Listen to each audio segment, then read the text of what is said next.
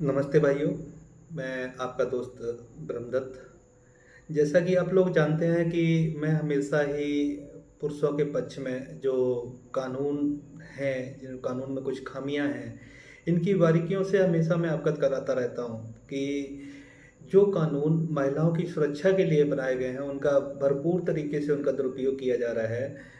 तो उस दुरुपयोग को रोकने के लिए, अपने केस को डिफाइन करने के लिए हमें किस तरीके से हमें लड़ना चाहिए, किस तरीके से हमें कोर्ट में अपनी बात रखनी चाहिए, इन सारी चीज़ों को लेके छोटी छोटी सी चीज़ें जो आप लोग अगर मेरा पूरा वीडियो देखेंगे तो आप लोगों की समझ में आएगा कि किस तरीके से आपको कोर्ट में मूव करना है और किस तरीके से आपको जीत हासिल करनी है।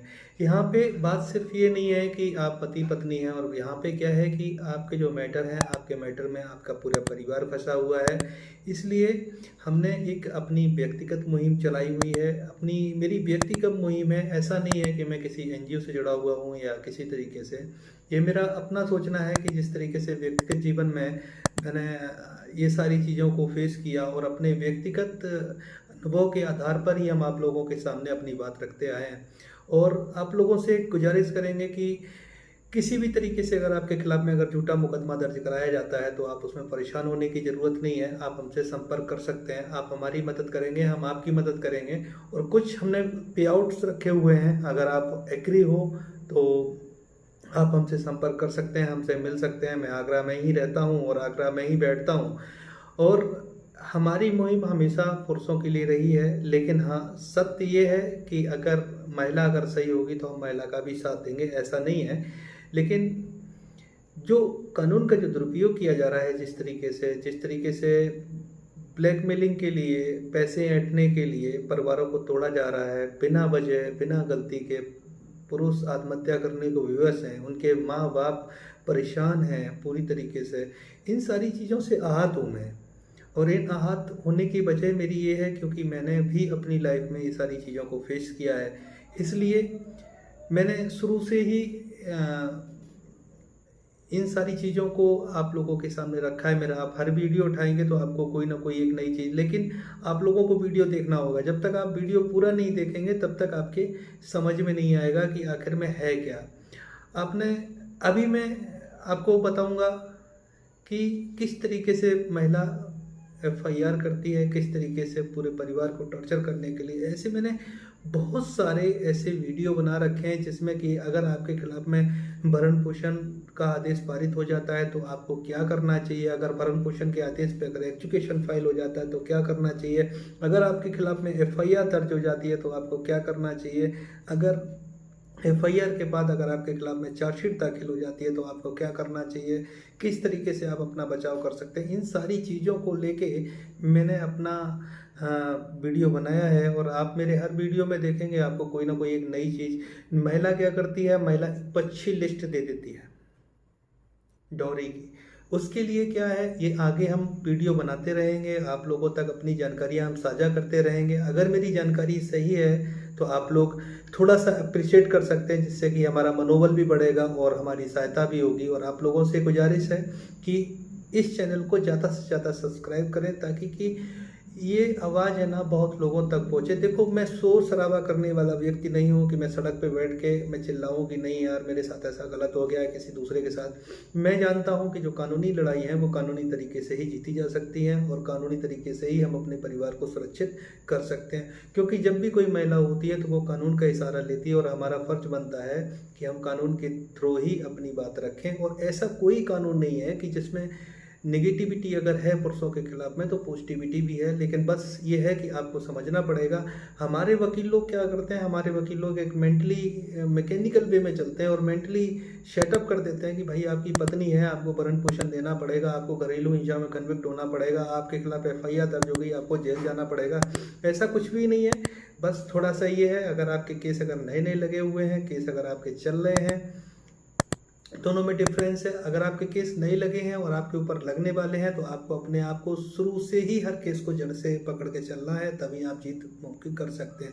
क्योंकि सीधी सीधी सी बात है, महिला को अच्छी तरीके से पता है कि उसके स्टेटमेंट ही उसके लिए मायने रखते हैं। उसके स्टेटमेंट, हालांकि उसके बयान 161 में जो पुलिस सीआरपीसी 161 के तहत में जो पुलिस लेती है उसकी क्या रिलेवेंसी है, वो एविडेंस के तौर पे आती है नहीं आती है। पुलिस जब चार्जशीट दाखिल करती है तो सीआरपीसी 162 के बयान लिख देती है। जो अभियुक्त गण होते हैं यानी पति और पति के परिवार वाले होते हैं वो एविडेंस के तहत दावा आते हैं। महिला एफिडेविट देती है, एक 25 साक्ष्य एफिडेविट देती है। उस एफिडेविट को काउंट किया जाता है नहीं किया जाता है, कैसे किया जाता है, किस तरीके से वो एज ए एविडेंस एडमिसिबल होता है, इन सारी चीज़ों को लेके अगर आप लोग चाहेंगे तो हम वीडियो बनाते रहेंगे। और दूसरी बात कि अगर आप लोगों को लगता है कि किसी भी तरीके से कोई ड्राफ्टिंग वर्क या किसी भी तरीके से कोई जानकारी अगर हमसे व्यक्तिगत तौर पे चाहिए तो आप लोग हमसे संपर्क कर सकते हैं। हम आगरा में ही बैठते हैं और आगरा में आप हमसे मिल सकते हैं। मेरी एलएलबी चल रही है और मैंने एलएलबी मैंने दोबारा की है क्योंकि बीटेक के आधार पे मेरी एलएलबी खारिज कर दी गई थी। हाईकोर्ट इलाहाबाद में मेरी रिट याचिका पड़ी थी, डायरेक्शंस के आधार पर मैंने अपना नया एडमिशन लिया था, तो इसलिए इसको घबराने की ज़रूरत नहीं है। नॉलेज होती है, नॉलेज हम हर किसी में बांट सकते हैं और आप लोगों के साथ में नॉलेज साझा करके हम अपनी नॉलेज बढ़ा रहे हैं। ये हमारा सहयोग है और ज्ञान का कभी बंटवारा नहीं होता है, इस चीज़ को हमेशा समझिए। और दूसरी बात, आपका केस है, आपको जब तक आप नहीं लड़ेंगे तब तक कोई फ़ायदा नहीं होगा, क्योंकि हमारा जो वकील है, हमारा वकील हमारी बात कोर्ट में कह सकता है लेकिन हमारे लिए वो एविडेंस इकट्ठे नहीं कर सकता। इसलिए हम किसी को दोष नहीं देना चाह रहे हैं, सब अपनी अपनी जगह पे मेहनत कर रहे हैं। आपको भी अपनी मेहनत करनी है क्योंकि परिवार आपका फंसा हुआ है, आपको अच्छी तरीके से मूव करना है। बाकी काम आगे बताते रहेंगे कि महिला जो जिस तरीके से एक पर्ची लिस्ट देती है दहेज की, वो किस तरीके से फोर्ज डॉक्यूमेंट्स में आती है, एक 25 साक्ष्य देती है तो वो एडमिसिबल है या नहीं है, किस तरीके से एडमिसिबल होना चाहिए, कॉल डिटेल्स कैसे मंगाई जाए, दस्तावेज कैसे मंगाए जाए, कोई प्रूफ अगर मंगाना है तो क्या प्रतिवादी उसको मंगा सकता है नहीं मंगा, ऐसी बहुत सारी ऐसी चीज़ें हैं जो हम अपने वीडियो के मार्फत आप लोगों तक पहुंचाते रहेंगे। अगर आप लोग हमसे सहायता लेना चाहते हैं तो आप लोग हमारी भी सहायता करिए, इसी सहायता से हम आप लोगों तक मदद पहुंचा पाएंगे। और माता रानी से गुजारिश करते हैं कि सब लोग सुरक्षित रहें और स्वस्थ रहें।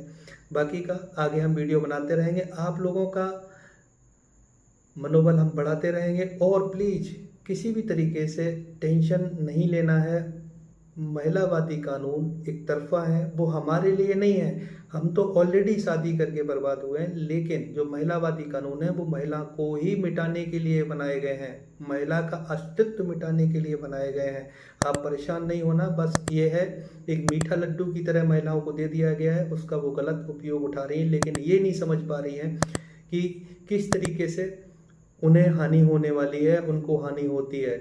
दूसरी चीज़ ये है, भले ही और आपने देखा होगा कि शहर की जो महिलाएं होती हैं, जो पढ़ी लिखी होती हैं, वही ज़्यादा केस वगैरह करती हैं। उनको एक लालच दे दिया जाता है शुरू में कि नहीं तुमको इतने लाख रुपए मिलेंगे, डाइवोर्स के टाइम पे इतने लाख रुपए मिलेंगे, आपको मेंटेनेंस मिलेगा, हर महीने आपको ऐसा मेंटेनेंस मिलेगा, आपका गुजारा भत्ता होगा, आराम से अच्छी तरीके से आप अपना जीवन यापन करोगी।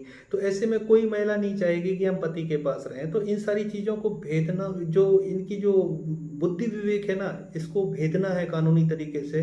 और हम आपको बताएंगे कि किस तरीके से महिला अगर पति ने अगर तलाक दिया है तो उस तलाक पे हम नुकसानदेही रकम कैसे मांग सकते हैं उस आपकी पत्नी के माँ बाप से, किस तरीके से हम रिकवरी सूट डाल सकते हैं, किस तरीके से डैमेज ऑफ रिकवरी सूट हम फाइल कर सकते हैं। इन सारी चीज़ों को लेके किस तरीके से हमें डोमेस्टिक वायलेंस का सहारा लेना पड़ सकता है, किस तरीके से हमें डोमेस्टिक वायलेंस में हमें किस तरीके से हमें अनुतोष जो सेक्शन 22 के तहत में किस तरीके से हम मूव कर सकते हैं, बच्चे की कस्टडी किस तरीके से लेनी है, क्या क्या करना चाहिए। इन सारी चीज़ों को, तमाम चीज़ों को जो मैंने अपने व्यक्तिगत जीवन में देखो मैं एक वकीलों वाली नहीं, मैं एक भाई की तरह, एक बेटे की तरह, एक दोस्त की तरह मैं आप लोगों के सामने आता हूँ और हमेशा हाथ जोड़ के गुजारिश करता हूँ कि भाई मेरे आप मेरी मदद करो, हम आपकी मदद करेंगे। और हम तैयार हैं क्योंकि हमारे भी जीवन में बहुत सारी ऐसी घटनाएं हैं जिनको हमें फेस करना पड़ता है। दो बच्चों को हमें स्वयं पालना पड़ता है, माँ हमारी बुजुर्ग है, आप लोगों को भी समय देना है। ऐसा नहीं है आप लोग मुझे कॉल करते हैं, मैं आप लोगों का आभारी हूँ, मैं माफ़ी चाहता हूँ, लेकिन हम समय नहीं निकाल पाते। हम उतना ही समय निकाल पाते हैं जब हमारे पास एक्सेस में टाइम रहता है, क्योंकि जिम्मेदारियां इतनी हैं, अपने केस भी हैं, अपनी स्टडी भी है, और आप लोगों के सहयोग से आप लोगों ने एक नया जीवन दान दिया है मुझे, और आप लोग हमेशा मेरी मदद करते रहे हैं। मैं आप लोगों का जीवन पर्यंत ये एहसान कभी नहीं भूलूंगा। और ऐसा नहीं है, आप लोग जो लोग मेरा सहयोग कर रहे हैं, मैं उनका आभारी हूँ और आभारी रहूँगा। वो मुझे नया जीवन दिया, इसके लिए आप लोगों का बहुत बहुत धन्यवाद। चैनल को सब्सक्राइब ज़रूर कर दें, क्योंकि मैं चाहता हूं कि हमारे जो वीडियो हैं वो हर किसी तक पहुंचे, क्योंकि छोटी से छोटी बारीकी से बारीकी चीज़ हम आप लोगों के सामने लेके आ रहे हैं, क्योंकि आप लोगों को पता चले कि आपको कहां गुमराह किया जा रहा है और किस तरीके से आपको किस पॉइंट पे लड़ना। एक जरा से पॉइंट पे ना आप अपने मामले का रुख बदल सकते हैं। इसलिए मेरा वीडियो छोटा ज़रूर होगा, लेकिन अगर आप पूरा देखेंगे तो आपको बहुत सारी चीज़ें नज़र आ जाएंगी। हमने अपने वीडियो में एक बार ये भी बताया था कि अगर महिला डाइवोर्स नहीं दे रही है तो डाइवोर्स, एक पक्षी डाइवोर्स किस तरीके से लेना है। अभी हम वीडियो अपना ये भी बनाएंगे कि अगर एक्स पार्टी डाइवोर्स हो गया है और उसमें 3 महीने का समय अगर निकल गया है रिवीजन का, तो अगर आपकी पत्नी अगर रिवीजन फाइल करती है या अपील फाइल करती है, तो वो लिमिटेशन एक्ट के तहत में आता है या नहीं आता है। ये सारी चीज़ों को लेके जो टेक्निकलिटी है, क्योंकि मैं टेक्निकली व्यक्ति रहा हूँ, मैंने बीटेक मैकेनिकल इंजीनियरिंग से किया है, उसके बाद में मेरा लॉ का फील्ड रहा है। आप लोगों का सहयोग इसमें बहुत अच्छा रहा है, इसलिए मैं हर चीज़ को ऑप्टिमाइज करता हूँ। ऑप्टिमाइज करने के बाद में आप लोगों के सामने अपने व्यू के आधार पर, अपने पर्सनल एक्सपीरियंस के आधार पर आप लोगों के सामने लाता हूँ। धन्यवाद।